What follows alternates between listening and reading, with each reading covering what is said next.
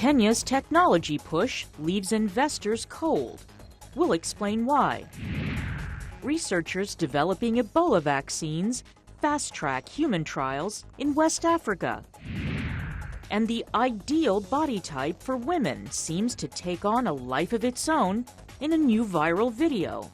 Africa 54 starts right now. Hello and welcome. I'm Vincent McCory. This is Africa 54.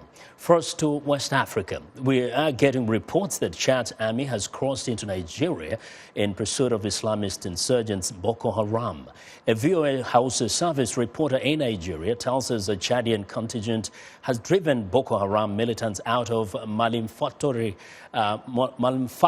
town in northeastern Nigeria. We have not been able to get a government statement yet. Well, Islamic Boko Haram militants in northern Nigeria seized a military base and attacked the town of Baga along Lake Chad early this month. Some reports put the death toll in the thousands. Many of the Nigerian refugees told UN officials terrifying tales of the Boko Haram attacks, including militants shooting down people trying to escape. And now over to Southern Africa. Over 1,000 people now live at the Tizola displacement camp after their homes were destroyed in floods in southern Malawi, which have killed an estimated 200 people and displaced over 173,000. Nearly 26,000 people are cut off from land access, making delivery of life-saving supplies difficult, as only 2 helicopters and 1 boat are able to reach the trapped communities.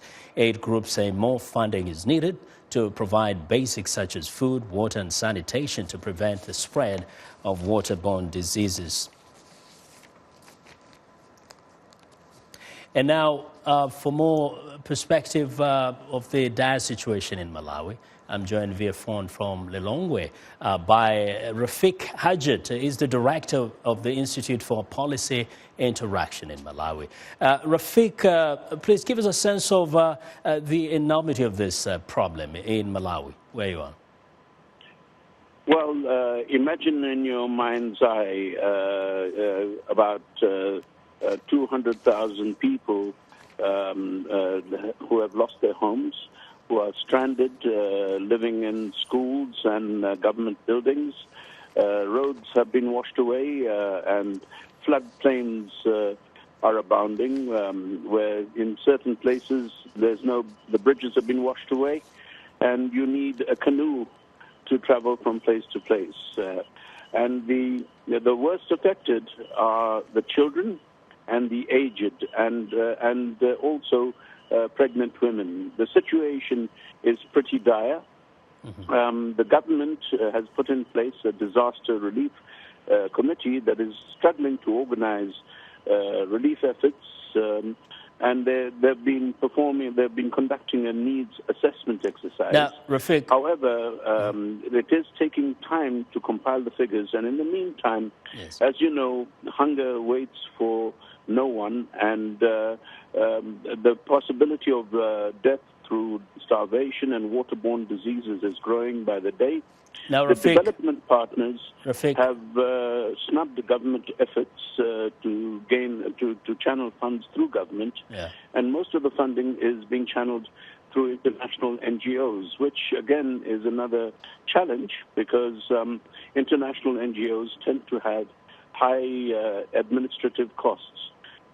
I would say that the maximum impact in ameliorating this problem has come forward from well-wishers in the local community, where people like the relief, impromptu relief agencies, including mine, have managed to gather funds, resources, and are channeling vital supplies Rafik, of nutritious very quickly, to the displaced community. Very quickly before we run out of time, you are implying that although supplies have been brought into the country by the international community, you just can't get them to the people that need them. It's not. I would say that it's not quick enough, and the problem of waterborne diseases is growing because we cannot get water filtration or chemicals to purify water quickly enough to the affected areas. And the worst challenge is that the damage done to buildings and schools is going to be a huge obstacle to surmount in days to come. So the challenge is not just immediate, it is a long-term challenge. Well, we'll keep our eye on this story and the developments in Malawi and Southern Africa. Thanks a lot, Rafik, for joining us today. Rafik Hajat is the director of the Institute for Policy Interaction in Malawi. Now, turning to East Africa, Kenya's tech scene is one of Africa's most advanced, with soaring phone use and cheap data spurring growth. But tech entrepreneurs' investment capital is scarce, and investors drawn to Africa's Silicon Savannah say there is a shortage of innovation to meet needs. We live in a push-button world, more and more that applies to how we learn, too. An app called Eneza is helping these children in Nairobi. In Swahili, the word means spread. We normally pick on a subject. After that, we pick on the challenging questions, then we work them on the board together with the pupils. The app helps teachers like Julian Ocheng give many pupils, especially the poorer ones, something they might only hope for: free, unlimited access to learning materials. All you do is dial a simple code. Direct you and tell you the right answer and tell you more about the question. Like the app's users, Kenya's tech startup scene is youthful, eager, but lacking resources. Eneza is an exception. It got funded by Kenya's biggest mobile operator, Safaricom, and others. Money they couldn't do without, says Eneza developer Christopher Asego. When you're starting a business, you want it to sort of fund itself. So, I mean, the initial funding that we got brought us this far. We have close to 350,000 students on the platform. Safaricom itself is proof that innovation can work. It's a pioneer of M-Pesa mobile money transfer technology, now used across Africa, Asia, and Europe, and generated $300 million in the last financial year. But success is elusive for would-be entrepreneurs. Even as they brainstorm in a local tech hub, a new report says many startups simply don't start. Over two-thirds of them not earning enough to keep a small team going.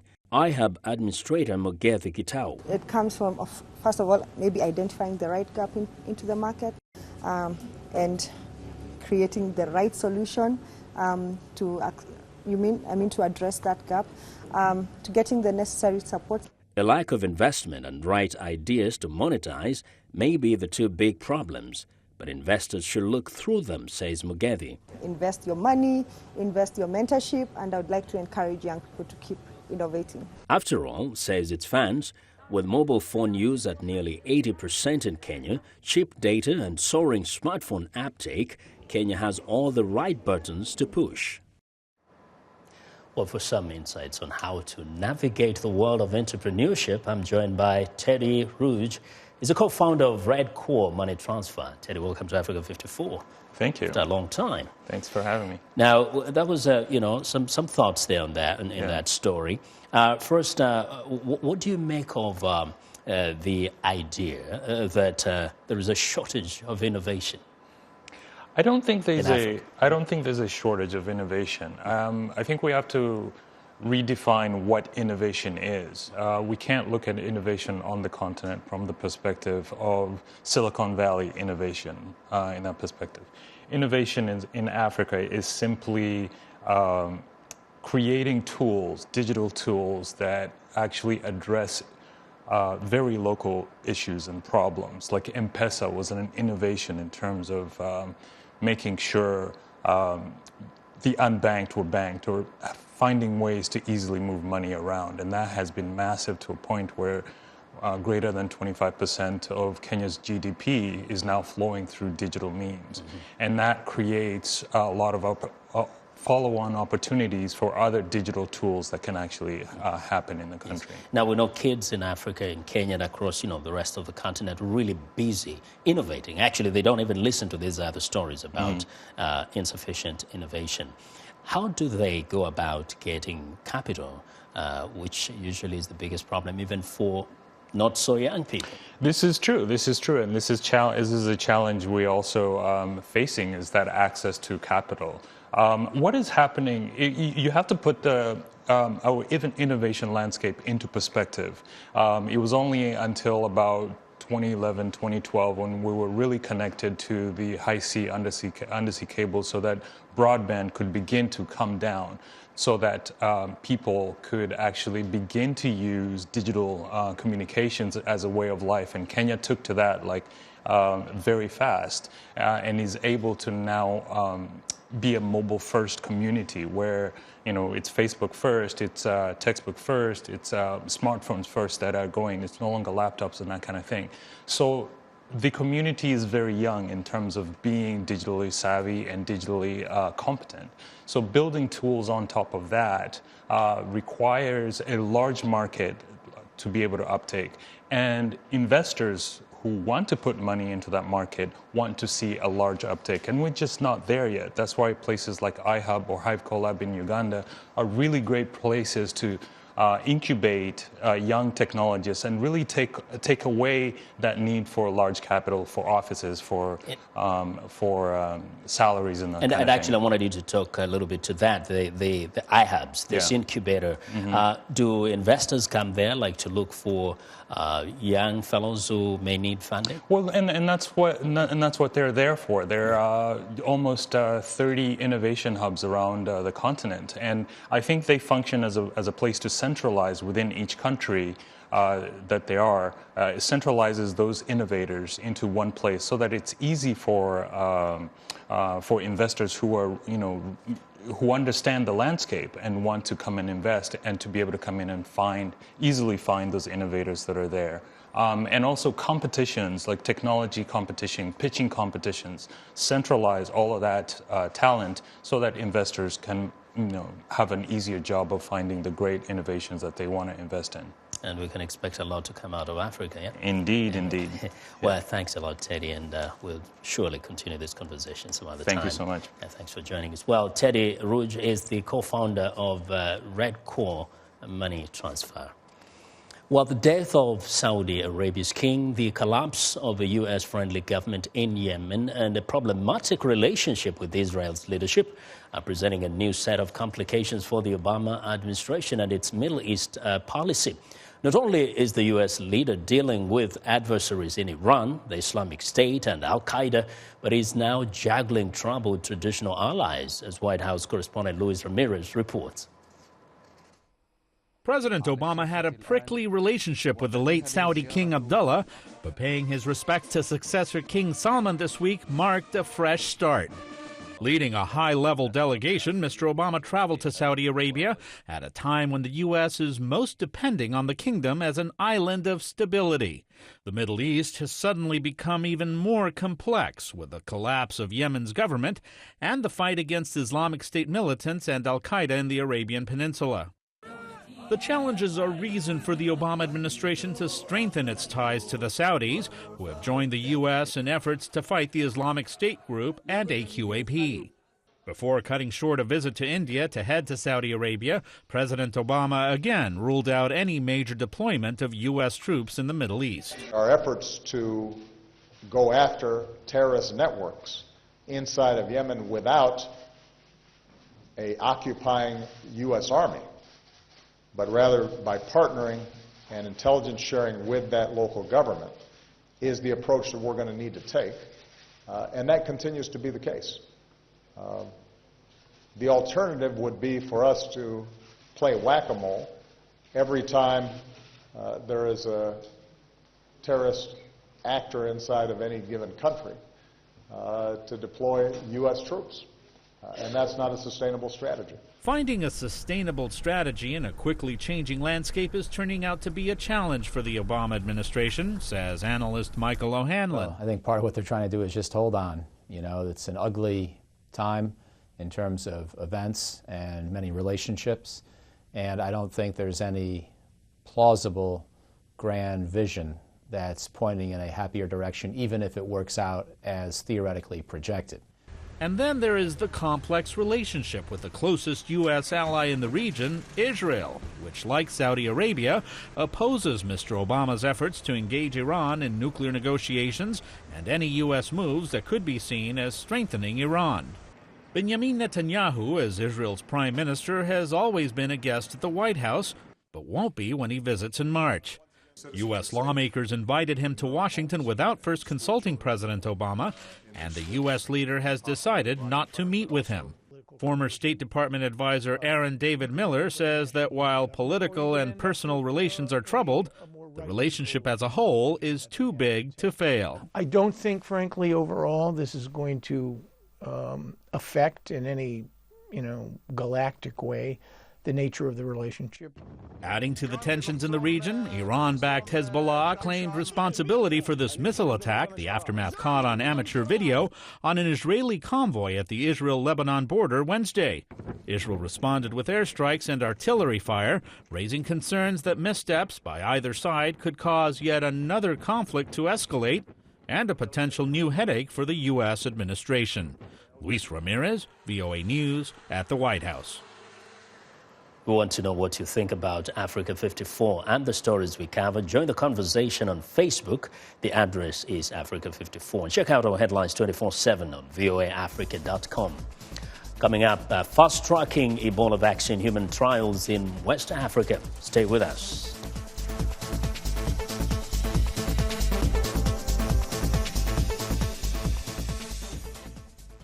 Wherever you are, Voice of America is on air, reaching more than 130 million weekly, worldwide, in more than 40 languages. Online, social media, and breaking news from around the world. On the go, dozens of new features on popular platforms with new apps and trending topics. Voice of America, on air, online, on the go.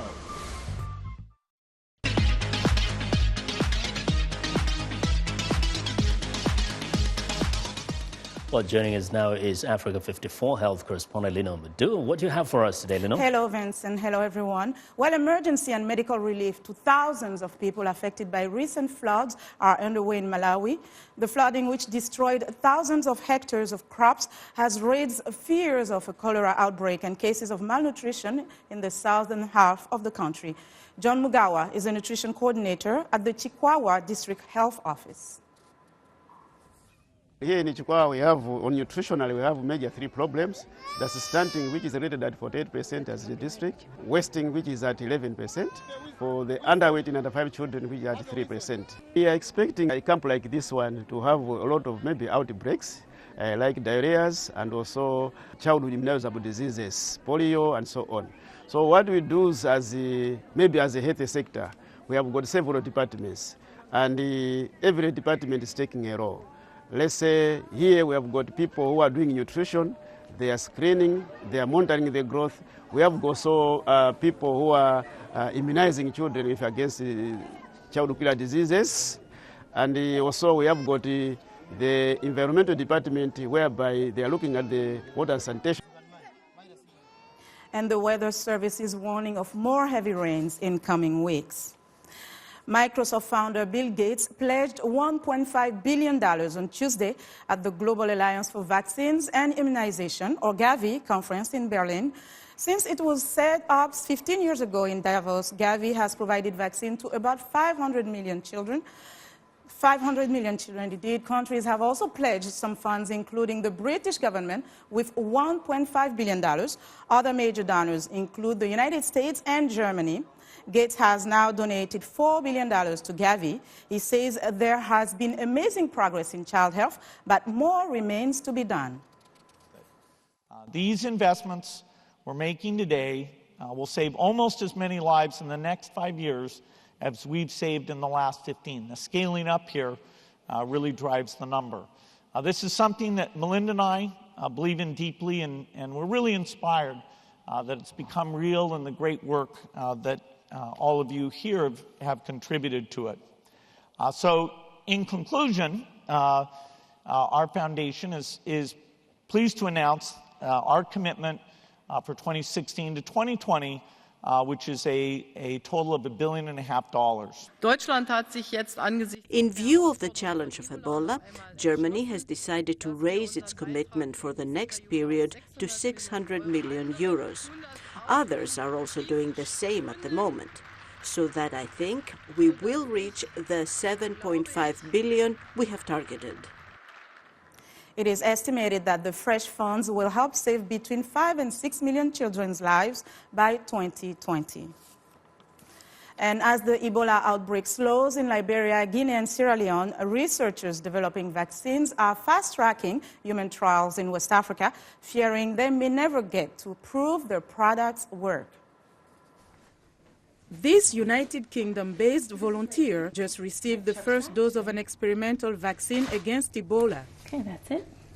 Pharmaceutical giant Johnson & Johnson has received 100 million euros from Europe's Innovative Medicine Initiative to speed development and push tests to the hardest-hit Ebola countries of Guinea, Liberia, and Sierra Leone. Matthew Snapp is the lead investigator in the trial underway at Oxford University. The ultimate goal will be testing in an area where there is an Ebola outbreak, and only then will we have direct evidence as to whether the vaccine works. We can check blood tests here to look for immune responses, but actually you don't really know until you're actually showing prevention of disease.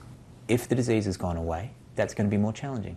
Clearly it will only be a good thing for West Africa if the disease is going away, and that will be great. But it will make these studies looking for direct evidence of whether the vaccine is working, that will make it more challenging. More than 8,400 people have died during the Ebola outbreak in West Africa. United Nations data show that the infection rate appears to be slowing across the region, and experts say it makes it harder to test new vaccines. 2 other experimental vaccines have entered the human testing stage, including the CHAD-3 developed by GlaxoSmithKline. Adrian Hill is the lead scientist working on GSK's initial trial in the UK. The question really is, will we have enough data for you to be really confident and say, yes, this definitely works with X% efficacy, we've measured that. So I think there is a risk we won't get to that final answer, but we'll definitely get some data, and hopefully it'll be enough to license a vaccine. Phase 3 trials, also known as efficacy or final stage trials, will start in Liberia at the end of January and will be conducted in Guinea and Sierra Leone as well. Despite signs of progress, the battle to contain the disease is not over. Dr. Peter Piot, one of the discoverers of the Ebola virus 40 years ago, says the international community must remain vigilant. First of all, this will happen again. Epidemics are not something of the past. Secondly, we have to act early, promptly, and it's better to be accused of overreacting than not reacting. And never before had we seen 3 entire nations being affected by an Ebola epidemic. And so we need to organize ourselves much better, both in the countries that are most vulnerable, like particularly in Africa, but also in the international community. The hemorrhagic fever is spread through contact with bodily fluids of infected people or the highly contagious body of someone who has died of the virus. WHO says the worst Ebola outbreak on record infected about 21,000 people in Liberia, Sierra Leone, and Guinea since it was detected last year. And that's our Africa Health Report for today. Back to you, Vincent. Well, thank you very much for joining us today, Lenore. Be sure to watch for Lenore Madu every Tuesday and Thursday for the latest health news in Africa, right here on Africa 54. Well, it's time now for a short break. Still to come on Africa 54. A viral video teaches an important lesson about beauty. We'll be right back.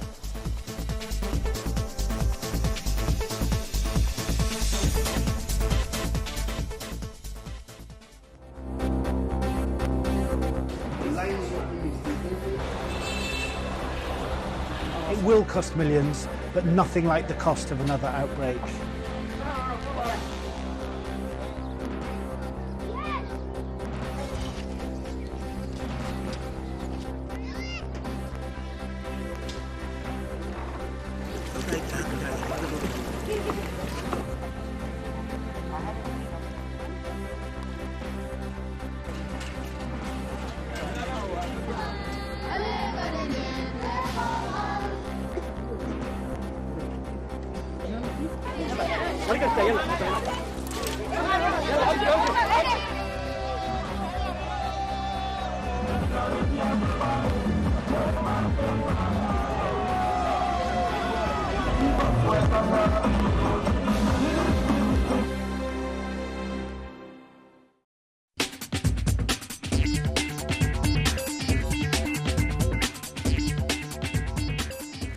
Welcome back to Africa 54. Here's what's trending. Models show off 3,000 years of women's ideal body type, and the video goes viral. BuzzFeed Video's compilation featuring a diverse array of models covers ancient Egypt to the modern era, and from the plump, curvaceous bodies of the Italian Renaissance and the golden age of Hollywood to slim, boyish figures coveted during the jazz era and the 1960s, the entire spectrum of shape and size is covered. Since it was posted on Monday, women's ideal body types throughout history has racked up over 2 million views on YouTube. Well, next up, internet domain registry GoDaddy is no stranger to Super Bowl ad controversy, and they have done it again. The company released their Super Bowl ad early, and it certainly has people talking. But they have also been, they're probably not saying things the company wants to hear. Thousands took to Twitter and Facebook to let the company know they are outraged.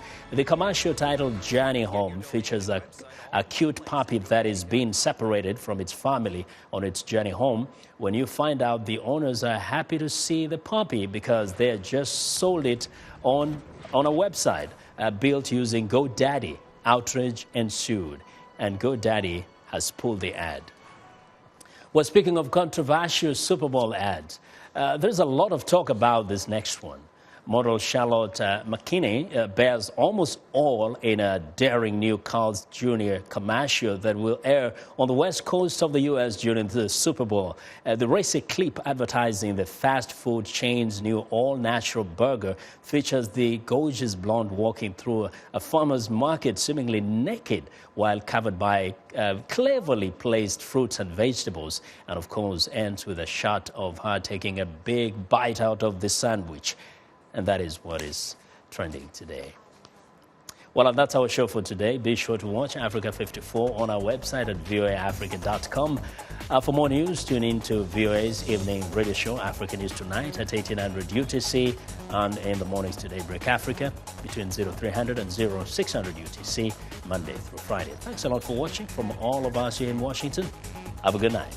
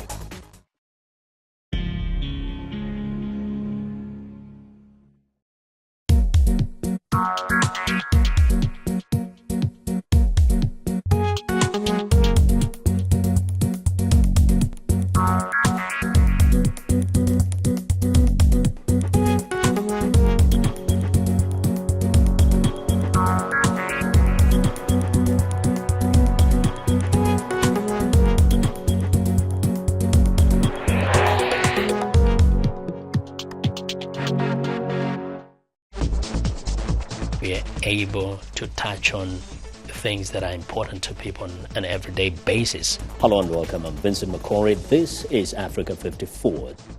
In a lively half hour, news, sports, health, lifestyle information, comments from our viewers. Africa 54, the best for Africa, about Africa. Join us only on VOA.